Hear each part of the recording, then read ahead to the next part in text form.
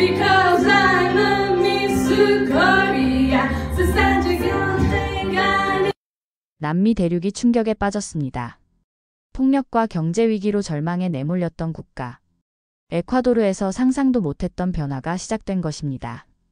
끝없는 정전과 혼란 속에서 학교마저 문을 닫았던 에콰도르의 아이들이 희망을 되찾게 된 비밀은 정말 놀라웠는데요. 거대한 50억 달러를 내세운 중국의 통제식 교육 방식을 단호히 거절하고 에콰도르 정부가 택한 길은 바로 한국의 혁신적인 한글 교육 시스템이었습니다. 절망으로 꺼져가던 아이들의 마음에 다시 불을 지핀 한국식 교육이 작은 변화에서 시작되어 온 남미를 뒤흔드는 교육혁명으로 번져갔습니다. 도대체 어떤 일들이 벌어졌던 걸까요? 천문학적 중국 투자를 뿌리치고서라도 선택한 한글의 놀라운 힘, 그 감동적인 이야기를 지금부터 들려드립니다. 여러분, 우리는 지금 국가적 위기에 직면해 있습니다. 저는 교육부 회의실에서 떨리는 목소리로 말문을 열었어요. 안녕하세요. 저는 마리아 로페스입니다. 에콰도르 교육부 차관으로 일하고 있어요. 20년 동안 교육 행정에 몸담아왔지만 어제 본 광경만큼 충격적인 건 처음이었습니다. 회의실에 모인 부서장들이 저를 바라봤어요. 모두 심각한 표정이었죠. 하지만 그들은 아직 제가 어제 무엇을 봤는지 모르고 있었거든요. 어제 산타로사 초등학교를 다녀왔습니다. 저는 깊게 숨을 들이마셨어요. 여러분, 정말 참혹했어요. 새벽 6시에 일어나서 아침 식사도 거르고 차에 올랐을 때부터 가슴이 무거웠던 그때가 떠올랐습니다. 3개월째 문을 닫은 그 학교로 향할 때의 불안감이 다시 밀려왔어요. 차장 밖으로 보이는 풍경부터 암울했습니다. 텅 빈 상점들, 깨진 유리창들, 그리고 길거리에서 쓰레기를 뒤지는 아이들. 저는 창문을 올리고 눈을 감았어요. 현실을 외면하고 싶었거든요. 학교 앞에 도착했을 때 느꼈던 그 싸늘함을 지금도 잊을 수가 없습니다. 운전기사조차 정말 들어가실 건가요? 라고 물었을 정도였어요. 철문은 녹이 슬어 있었고 학교 간판은 반쯤 떨어져 있었습니다. 문이 삐걱거리며 열리자 코끝을 찌르는 곰팡이 냄새가 확 밀려왔어요. 저는 무의식적으로 코를 막았습니다. 20년 교육행정 경험 중에도 이런 냄새는 처음이었어요. 복도를 걸어가는 제 발걸음 소리만 텅 빈 건물에 메아리 쳤죠. 전기도 끊어진 지 한 달이 넘었다고 했거든요. 첫 번째 교실 문을 밀어 열었을 때 저는 그만 숨을 멈췄습니다. 칠흑같이 어두운 공간에 책상들이 뒤엉켜 있었어요. 핸드폰 불빛을 켜자 더 참혹한 광경이 드러났습니다. 어떤 책상 위엔 누군가 새긴 절망적인 글씨들이 있었어요. 희망은 없다, 죽음뿐이다 같은 절망적인 글씨들이 새겨져 있었어요. 회의실 사람들의 표정이 점점 굳어져 갔습니다. 제 이야기를 들으며 모두 충격을 받고 있었거든요. 가슴이 철렁 내려앉았어요. 저는 계속 말했습니다. 숨이 막히는 것 같았어요. 바닥에 흩어진 찢어진 책들, 부러진 의자 다리들, 그리고 구석에서 바스락거리는 쥐 소리까지. 페드로 장관이 고개를 저으며 말했어요. 정말 심각하군요. 이게 우리 아이들이 배워야 할 곳이라니. 저는 그때의 감정을 떠올리며 말했어요. 20년간 교육 행정에 몸담으면서도 이렇게 처참한 현실 앞에서는 무력감만 느껴졌어요. 두 번째 교실은 더 참혹했다고 말하자 회의실이 더욱 조용해졌습니다. 복도 바닥에 유리 조각들이 흩어져 있었고 벽지는 습기 때문에 모두 떨어져 있었다는 이야기를 할 때 안드레아가 한숨을 쉬었어요. 천장에서 떨어진 석고 조각들이 바닥을 하얗게 덮고 있었고 칠판은 온통 금이 가서 반쯤 떨어져 있었습니다. 그때 제 머릿속에 지난달 회의에서 나온 통계가 떠올랐어요. 전국 초등학생 중 60%가 학교에 나오지 않는다는 보고서. 중학생은 75%가 중퇴했다는 참혹한 현실. 그저 숫자로만 들었던 그 말들이 어제야 생생한 현실로 다가왔다고 설명했습니다. 세 번째 교실에서 본 것들을 이야기할 때는 목소리가 더욱 떨렸어요. 아이들이 남긴 것으로 보이는 그림들이 벽에 그려져 있었는데 모두 어둡고 절망적인 내용들이었어요. 총을 든 사람들, 울고 있는 가족들, 그리고 불타는 집들. 이게 우리 아이들이 그린 그림이라니. 회의실 사람들이 모두 충격받은 표정을 지었어요. 주먹을 꽉 쥐었습니다. 손톱이 손바닥에 파고들 정도로요. 저는 실제로 그때처럼 주먹을 쥐어 보였어요. 이대로는 안 돼. 무언가 바뀌어야 해. 그 순간 가슴 깊숙한 곳에서 뜨거운 무언가가 치솟았거든요. 마지막 교장실 이야기를 할 때 모든 사람들이 숨을 죽이고 들었어요. 깨진 액자 속 우리는 미래의 희망입니다. 라는 글씨 이야기를 하자 안드레아의 눈에서 눈물이 글썽였습니다. 그래서 오늘 여러분을 긴급히 부른 거예요. 저는 단호하게 말했습니다. 변명은 받지 않겠습니다. 우리 아이들을 위해 무언가를 해야 해요. 회의실 분위기가 무겁게 가라앉았습니다. 제 어제 경험담을 들은 모든 사람들이 심각한 표정이었어요. 페드로 장관이 먼저 입을 열었습니다. 차관님 말씀이 맞습니다. 더 이상 미룰 수 없는 상황이군요. 해결책을 찾아야 합니다. 잠시 정적이 흘렀어요. 모든 사람들이 제가 묘사한 참혹한 현실을 받아들이고 있었거든요. 중국식 중앙집권 교육 시스템만이 답입니다. 저는 단호하게 말했어요. 가슴 한쪽이 묵직했습니다. 지금 같은 무질서 상황에서는 통제된 환경에서 체계적인 학습이 이루어져야 해요. 제 목소리에 확신이 담겼습니다. 20년 교육행정 경험이 말하고 있었거든요. 중국은 이미 검증된 시스템을 가지고 있어요. 전국적으로 통일된 교육과정, 엄격한 평가 시스템, 그리고 무엇보다 질서가 있습니다. 저는 테이블을 가볍게 두드리며 강조했어요. 지금 우리에게 필요한 건 바로 그런 시스템이에요. 회의실 사람들이 제 말에 집중하고 있었어요. 저는 계속해서 설명했습니다. 보세요. 우리 아이들은 지금 방향을 잃고 헤매고 있어요. 어제 본 그 참혹한 현실이 그 증거입니다. 이런 상황에서는 창의성이니 자율성이니 하는 건 사치예요.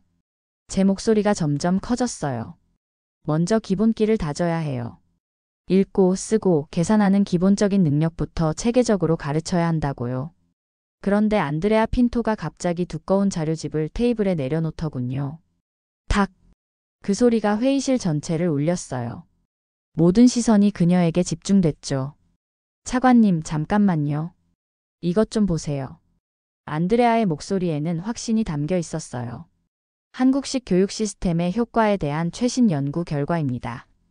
핀란드, 싱가포르에서 시범 적용한 결과들이에요. 저는 그 자료를 대충 훑어보며 코웃음을 쳤습니다. 한국식 교육이요? 우리가 왜 한국 방식을 따라야 하죠? 목소리에 비웃음이 섞여 나왔어요. 검증된 중국 시스템도 아니고 서구식 교육도 아닌 한국식이라니. 안드레아가 자료를 펼치며 설명했어요.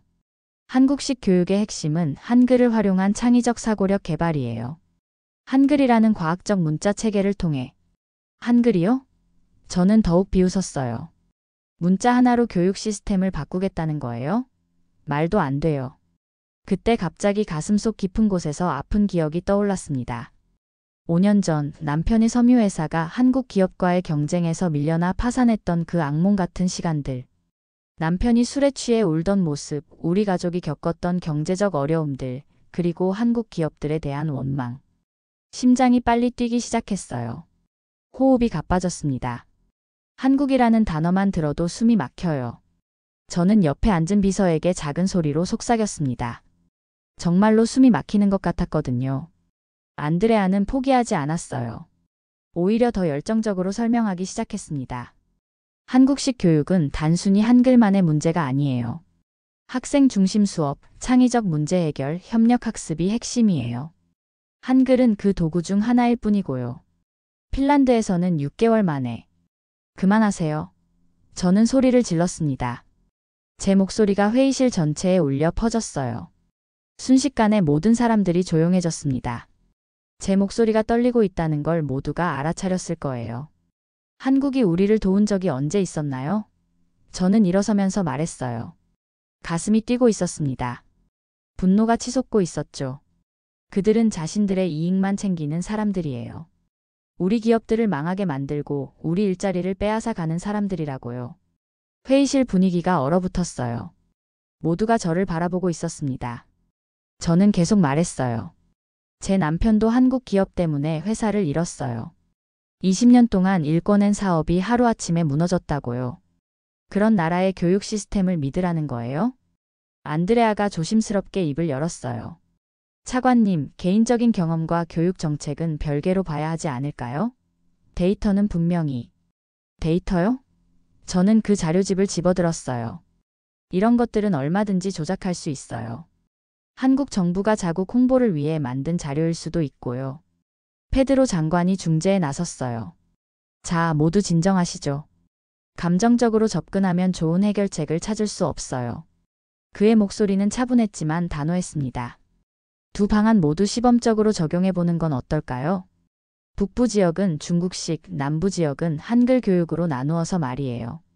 저는 깊게 숨을 들이마셨습니다. 손바닥에 식은땀이 났어요. 아직도 심장이 빨리 뛰고 있었습니다. 좋습니다. 저는 냉소적으로 말했어요. 하지만 결과는 뻔할 거예요. 3개월 후에 누가 옳았는지 확실히 알게 될 테니까요. 회의가 끝나고 나서도 저는 자리에서 일어날 수 없었어요. 다리에 힘이 빠져 있었거든요. 안드레아가 다가와서 말했어요. 차관님, 편견을 버리시고 한 번만 기회를 주세요. 저는 그녀를 쳐다봤어요. 편견이요? 이건 편견이 아니라 경험이에요. 쓰라린 현실이라고요. 그날 밤 집에 돌아와서도 마음이 편치 않았어요. 거울 앞에 선 제 모습이 초라해 보였습니다. 부어있는 눈, 지친 표정. 혹시 제가 개인적인 감정 때문에 판단을 흐리고 있는 건 아닐까 하는 생각이 스쳤어요. 하지만 곧 고개를 저었습니다. 아니야, 내 판단이 맞아. 한 달 후 드디어 시범 프로그램이 시작되었습니다. 북부 지역은 중국식 교육, 남부 지역은 한글 교육으로 나뉘었어요. 저는 의도적으로 남부 지역 방문을 피했습니다. 가고 싶지도 않았거든요. 오늘 남부 지역 시찰 일정이 있는데요. 비서가 조심스럽게 말했어요. 취소하세요. 저는 단호하게 말했습니다.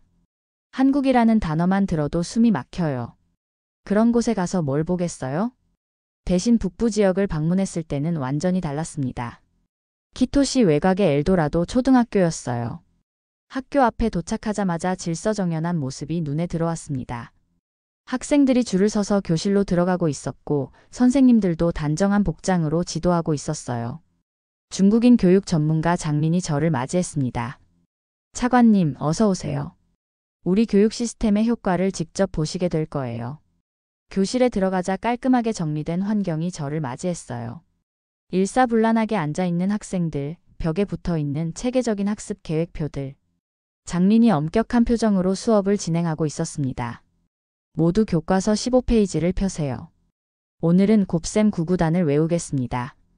장민의 목소리가 교실에 울렸어요. 제가 말하면 따라하세요. 2 곱하기 1은 2. 2 곱하기 1은 2. 아이들이 일제히 따라했습니다. 좋습니다. 이래야 교육다운 교육이죠. 저는 만족스러워하며 고개를 끄덕였어요. 체계적이고 효율적입니다. 하지만 한 달이 지나자 이상한 소문들이 들려오기 시작했어요. 남부 지역에서 담당하고 있는 엘리 세사르라는 한국 교육 전문가에 대한 이야기들이었습니다. 아이들이 뭔가 달라졌다는 거였어요. 남부 지역 아이들 눈빛이 다르다던데요. 한 직원이 조심스럽게 말했어요. 설마 그럴 리가. 저는 코웃음을 쳤습니다.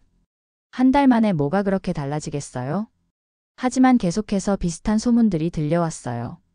남부 지역 아이들이 더 적극적으로 수업에 참여한다는 것, 질문을 많이 한다는 것, 웃음소리가 늘었다는 것다. 어느 날 남부 지역 담당자가 중간 보고서를 들고 왔어요. 차관님, 정말 흥미로운 변화들이 일어나고 있습니다. 저는 그 보고서를 대충 훑어봤습니다. 학습 참여도 증가, 자발적 질문 빈도 상승, 창의적 사고 발현, 협력 학습 능력 향상. 뻔한 말들이라고 생각했어요. 과장된 거 아니에요? 제 목소리는 여전히 차가웠습니다. 한 달 만에 이런 변화가 일어날 리 없어요. 아마 교사들이 좋은 보고를 하려고 부풀린 거겠죠. 담당자가 조심스럽게 말했어요. 직접 보시면 다를 텐데요. 정말 아이들이. 됐어요. 저는 손을 들어 말을 막았어요. 저는 북부 지역만 관찰하면 됩니다. 하지만 가슴 한구석에서는 묘한 호기심이 꿈틀거리기 시작했어요. 정말 한글 교육이 그런 효과를 낼 수 있을까? 아니야, 그럴 리 없어. 저는 계속 고개를 저었습니다. 2개월 차에 들어서자 더 구체적인 소문들이 들려왔어요. 남부 지역 아이들이 스스로 공부 모임을 만들었다는 것, 집에 가서도 배운 한글로 일기를 쓴다는 것. 정말요? 저는 반신반의했어요. 네, 부모들이 놀라고 있어요. 아이들이 집에서도 공부하고 싶어 한다고요. 그런 보고를 들을 때마다 마음 한쪽이 요동쳤어요. 하지만 곧 마음을 다잡았습니다. 한국에 대한 불신을 버릴 수는 없었거든요. 그날 밤 잠자리에 들면서도 계속 그 보고서들이 생각났어요. 혹시 정말로? 아니다. 절대 그럴 리 없다. 저는 베개를 머리 위로 올려 덮으며 그런 생각들을 지우려 했어요. 하지만 쉽게 잠들지 못했습니다. 3개월 후 드디어 중간 성과 발표 날이 왔습니다. 저는 그날을 기대 반 걱정 반으로 맞이했어요. 북부 지역 결과는 확신했지만 남부 지역에서 어떤 황당한 결과가 나올지 걱정됐거든요. 오전 10시 대회의실에 모든 관계자들이 모였습니다. 페드로 장관을 비롯해 각 부서장들, 그리고 두 지역 담당자들까지. 공기가 무거웠어요. 먼저 북부 지역 결과가 발표되었습니다. 장민이 자신 있게 단상에 올라섰어요. 존경하는 여러분, 중국식 교육의 우수성을 입증하는 결과를 발표하겠습니다. 시험 성적이 평균 25% 향상되었습니다. 저는 고개를 끄덕였어요. 예상대로였죠. 특히 수학과 과학 분야에서 두드러진 성과를 보였습니다. 박수 소리가 터져나왔어요. 저는 만족스러운 표정을 지었습니다. 그런데 다음 문장에서 제 표정이 굳어지기 시작했어요. 다만 창의성과 자발성 지표는 오히려 15% 감소했습니다. 장민의 목소리가 조금 작아졌어요. 하지만 이는 일시적인 현상으로 보이며 회의실이 어수선해졌습니다. 중국식 교육의 문제점이 드러난 거였어요. 이제 남부지역 결과 차례였습니다. 엘리 세사르가 단상에 올라섰어요. 한국인 교육 전문가. 저는 무의식적으로 주먹을 쥐었습니다. 남부지역 3개월 성과를 발표하겠습니다. 엘리의 목소리는 차분했어요. 문해력이 40% 향상되었습니다. 저는 귀를 의심했어요. 40%라니. 수리력은 35% 향상되었고, 엘리가 계속했어요. 논리적 사고력이 50% 증가했습니다. 저는 그 순간 숨이 멎는 것 같았어요. 심장이 쿵쿵 뛰기 시작했습니다. 이럴 수가 없다고 생각했거든요. 그리고 엘리가 잠깐 멈춰서 회의실을 둘러봤어요. 창의력 지수가 60% 증가했습니다. 회의실이 순간 정적에 빠졌어요. 모든 사람들이 그 숫자를 이해하려고 했거든요. 60%라니. 보고서를 집어들었을 때 제 손이 떨리고 있었어요. 숫자들이 선명하게 적혀 있었습니다.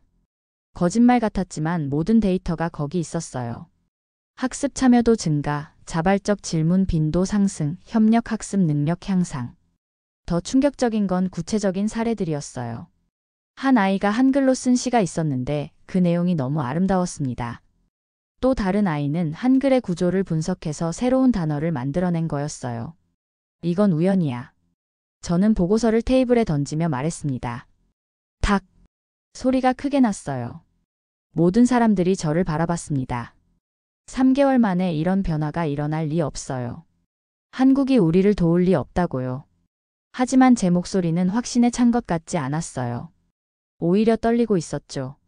엘리가 조심스럽게 말했어요. 차관님, 데이터는 거짓말하지 않아요. 아이들이 실제로 변하고 있어요. 데이터를 조작하는 건 쉬워요. 저는 반박했지만 가슴속에서는 뭔가 요동치고 있었습니다. 확신이 흔들리기 시작했어요.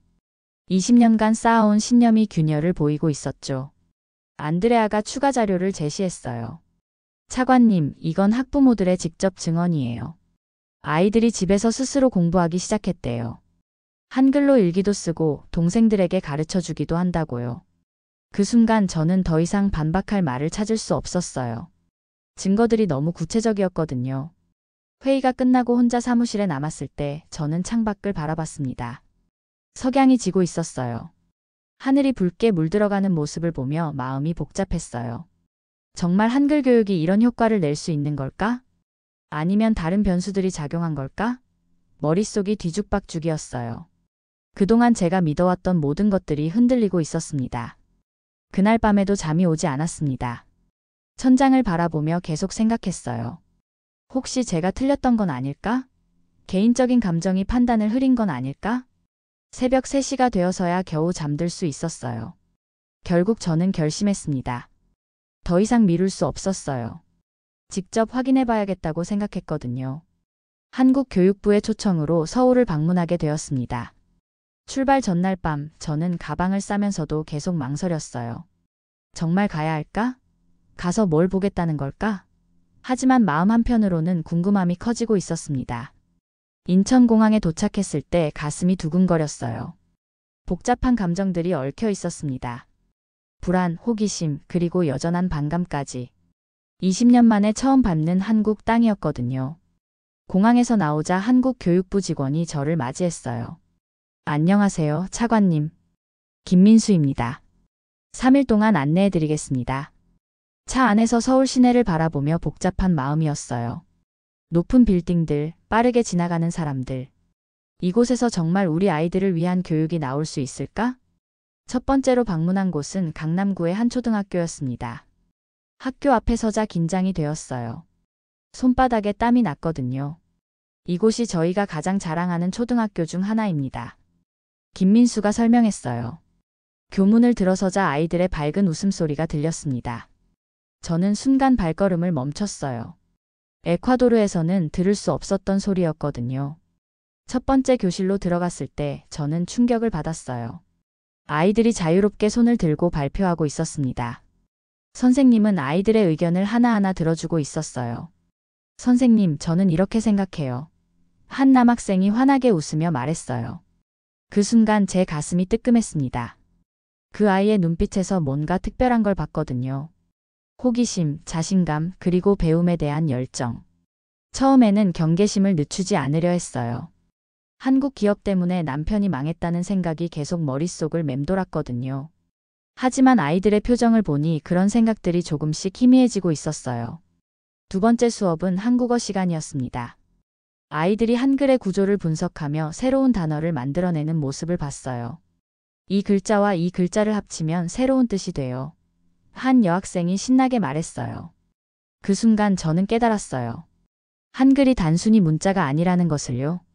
논리적 사고의 도구였습니다. 세 번째 수업에서는 수학 문제를 풀 때 아이들이 여러 가지 방법을 제시하고 서로 토론하는 모습을 봤어요. 이 방법도 있고 저 방법도 있어요. 어느 게 더 좋을까요? 한 아이가 물었어요. 둘 다 좋은 방법이야. 상황에 따라 다르게 쓸 수 있어. 선생님이 대답했어요. 이런 대화들이 제 귓가에 맴돌았습니다. 우리나라 아이들과는 확실히 달랐어요. 더 자유롭고 더 창의적이고 더 적극적이었죠. 점심시간에 아이들과 함께 식사를 했어요. 한 아이가 저에게 다가와서 말했어요. 아주머니, 어느 나라에서 오셨어요? 에콰도르에서 왔어. 저는 대답했어요. 우와, 멀리서 오셨네요. 우리나라 학교는 어때요? 그 순간 저는 할 말을 잃었어요.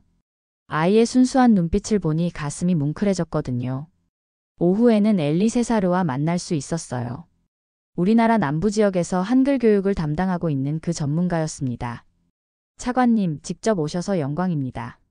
엘리가 인사했어요. 어떠세요? 우리 한글 교육의 핵심을 보셨죠? 저는 대답 대신 고개만 끄덕였어요. 목소리가 나오지 않았거든요. 너무 많은 걸 보고 느꼈기 때문이었어요. 한글은 단순한 문자가 아니에요. 엘리가 설명했어요. 아이들에게 생각하는 틀을 제공하는 도구죠. 음성과 문자가 일치하기 때문에 논리적 사고력이 자연스럽게 발달해요. 그날 저녁 호텔에서 혼자 있을 때 저는 거울 앞에 섰어요. 거울 속 제 모습이 낯설어 보였습니다. 하루 종일 본 것들이 머릿속에서 정리되지 않고 있었어요. 정말 한국 교육이 이런 식으로 이루어지고 있다니.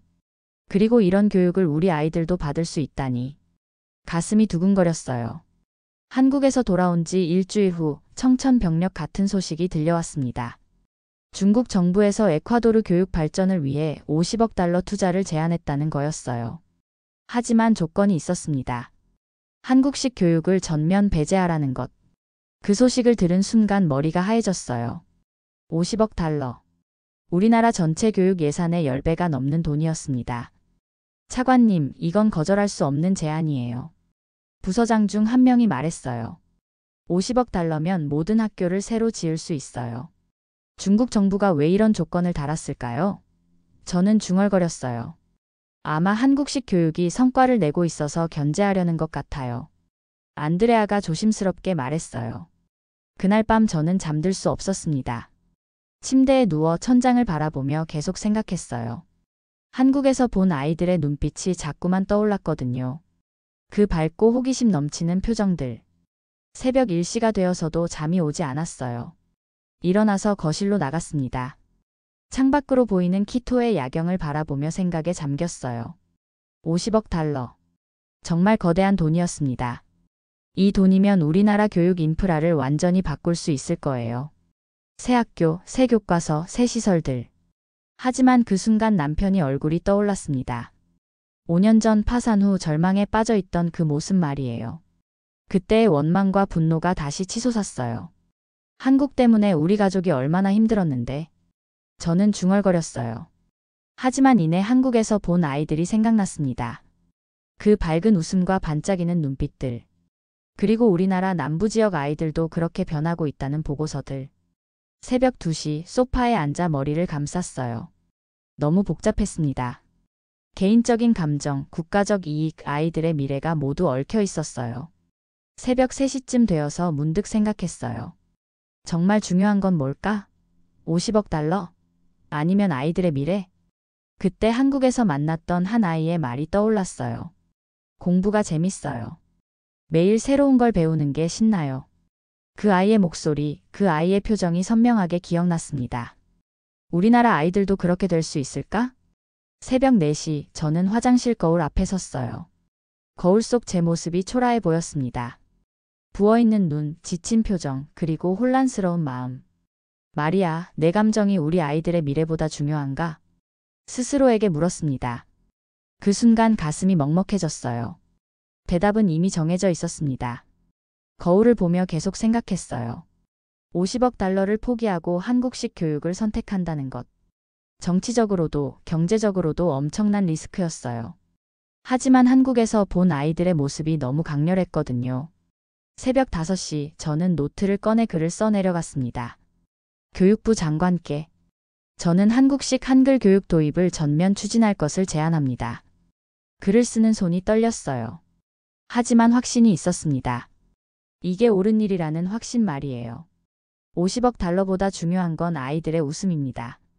저는 계속 썼어요. 돈으로는 살 수 없는 게 바로 희망이니까요.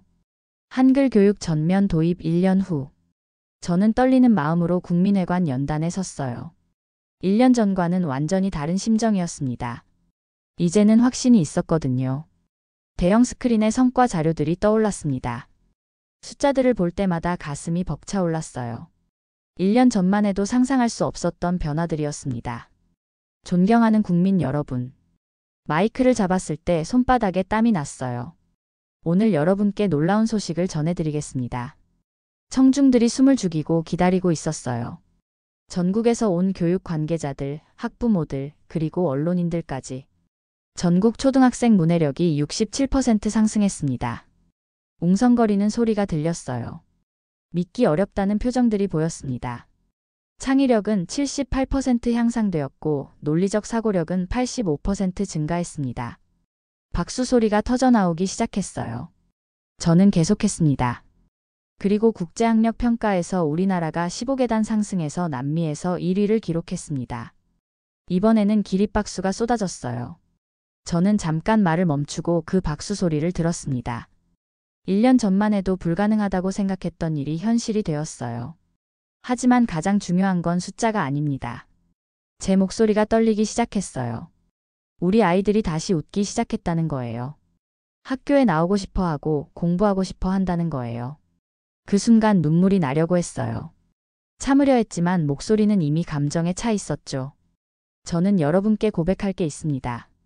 저는 깊게 숨을 들이마셨어요. 저는 한때 한국을 증오했습니다. 청중들이 숨을 죽였습니다. 예상하지 못한 고백이었거든요. 개인적인 상처 때문에 편견을 가지고 있었어요. 한국 기업 때문에 제 남편이 사업에 실패했고 그 원망이 한국 전체에 대한 증오로 변했습니다. 회장이 조용해졌어요. 제 솔직한 고백에 모두가 집중하고 있었습니다. 하지만 그 편견이 얼마나 어리석었는지 이제 압니다. 목소리가 떨렸어요. 한국의 교육자들이 우리 아이들에게 선사한 것은 단순한 지식이 아니었습니다. 꿈을 꿀 수 있는 힘, 생각할 수 있는 능력, 그리고 희망이었어요. 그때 정말 눈물이 흘렀어요. 제가 울고 있다는 걸 모든 사람들이 알 수 있었죠. 1년 전 폐허 같았던 산타로사 초등학교를 기억하세요. 이제 그곳 아이들이 전국 학력 평가에서 상위권에 들었어요. 절망 속에 있던 아이들이 이제 미래의 꿈을 말하고 있습니다. 박수 소리가 더 커졌습니다. 저는 잠깐 연단을 멈춰서 그 소리를 들었어요. 지난주에 그 학교를 다시 방문했어요. 한 아이가 저에게 이렇게 말했습니다. 선생님, 저도 차관님처럼 되고 싶어요. 우리나라 교육을 더 좋게 만들고 싶어요. 그 순간 정말 울컥했어요. 그 아이의 말이 아직도 귓가에 맴돌고 있었거든요. 이것이 바로 교육의 힘입니다. 한글 교육이 우리에게 가져다준 진짜 기적이에요. 연설이 끝나고 객석에서 기립박수가 5분 동안 계속됐어요. 저는 그 박수 소리를 들으며 가슴 깊숙한 곳에서 뜨거운 자부심을 느꼈습니다. 동시에 한국에 대한 감사함도 느꼈어요. 성과 발표 이후 정말 놀라운 일들이 연이어 일어났습니다. 먼저 페루 교육부 장관 카를로스 메디나가 직접 전화를 걸어왔어요. 마리아, 정말 놀라운 성과네요. 우리도 한글 교육을 도입하고 싶습니다. 언제 만날 수 있을까요? 그 전화를 받을 때 제 손이 떨렸어요. 기쁨과 자부심 때문이었죠. 일주일 후에는 볼리비아 교육부에서 공식 서한이 왔어요. 에콰도르의 한글 교육 성과에 깊은 감명을 받았다며 기술 협력을 요청하는 내용이었습니다. 이어서 콜롬비아, 베네수엘라에서도 연락이 왔어요. 모두 한국식 교육에 관심을 보이는 내용이었습니다. 이렇게 빨리 퍼져나갈 줄 몰랐어요. 안드레아가 신기해하며 말했어요. 어느 날 사무실에서 남미 지도를 보고 있을 때였습니다. 빨간 핀으로 표시된 지역들이 점점 늘어나고 있었어요. 각 핀은 한글 교육 도입을 요청한 지역들이었습니다. 우리가 시작한 일이 이렇게 퍼져나가다니. 혼잣말이 저절로 나왔어요. 가슴이 뛰었습니다. 2개월 후 리마에서 열린 남미 교육 장관 회의에 참석했어요. 저는 에콰도르 대표로 발표를 하게 되었습니다. 대형 회의장에 남미 전체 교육 장관들이 모였어요. 긴장됐지만 동시에 자랑스러웠습니다. 1년 전만 해도 상상할 수 없었던 일이었거든요. 한글 교육은 단순한 언어 학습이 아닙니다. 제가 말했어요. 아이들에게 세상을 바라보는 새로운 눈을 열어주는 일이에요. 청중들이 고개를 끄덕이며 들어주었어요. 그 모습을 보며 뿌듯함을 느꼈습니다. 에콰도르의 변화는 기적이 아닙니다. 과학적이고 체계적인 교육 방법론의 결과예요. 발표가 끝나고 여러 나라 교육부 관계자들이 다가왔습니다. 정말 이런 효과가 나타나나요? 우루과이 교육부 장관이 물었어요. 어떻게 시작하면 될까요? 파라과이 차관이 궁금해했어요. 한국 정부와는 어떻게 협력하고 있나요? 아르헨티나 대표가 질문했어요. 질문들이 쏟아졌습니다. 저는 하나하나 정성껏 대답했어요. 1년 전만 해도 한국을 거부했던 제가 이제는 한국 교육의 전도사가 된 거였어요. 3개월 후 한국 교육부에서 남미 한글 교육협력센터를 설립한다는 소식이 들려왔어요. 그 센터장으로 저를 추천해달라는 요청도 함께요. 정말 하시겠어요? 페드로 장관이 물었어요. 물론이죠. 저는 망설임 없이 대답했어요. 이 일이야말로 제가 평생 하고 싶었던 일이에요. 그날 밤 집에 돌아와서 거울을 보았습니다. 1년 전의 제 모습과는 완전히 달랐어요. 눈빛이 달라졌다고 할까요? 절망 대신 희망이, 분노 대신 감사가, 편견 대신 포용이 보였습니다. 거울 속 제 모습을 보며 웃었어요. 마리아, 넌 정말 많이 변했구나. 6개월 후 남미 전체에서 12개국이 한글 교육 도입을 결정했다는 뉴스가 나왔어요. 그 뉴스를 보는 순간 눈물이 났습니다. 기쁨의 눈물이었어요. 한때 증오했던 나라의 교육 시스템이 이제는 남미 전체의 희망이 되었어요. 그리고 그 변화의 중심에 제가 있다는 게 믿어지지 않았습니다. 한글은 단지 문자가 아니라 절망을 딛고 일어선 아이들에게 생각하는 힘을 준 도구였습니다. 에콰도르는 한글 교육을 통해 교육을 되살리고 경제도, 국민의 자존심도 함께 일으켜 세웠습니다. 편견과 상처를 넘어 진실을 받아들인 한 교육 관료의 용기 있는 선택이 오늘날 남미 대륙을 흔들고 있습니다.